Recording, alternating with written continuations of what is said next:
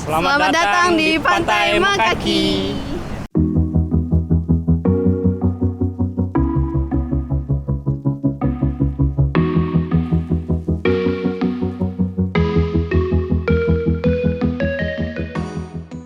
Hello guys, how was that Pantai Mekaki? It's really beautiful, big wave and cool water, weather. It's not so hot and the wave is so big, and the third, it's a little bit scary actually. Here if you swim, the water will take you in.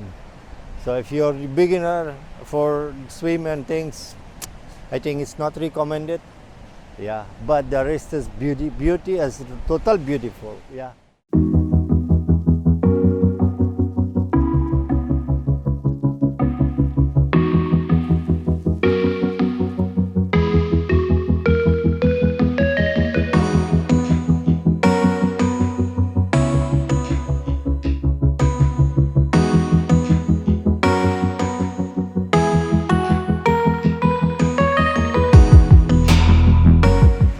How is this Pantai Mekaki? Do you like it? If you like it, so please don't forget to give a thumbs up for this video. And of course, if you are new to the channel, don't forget to subscribe.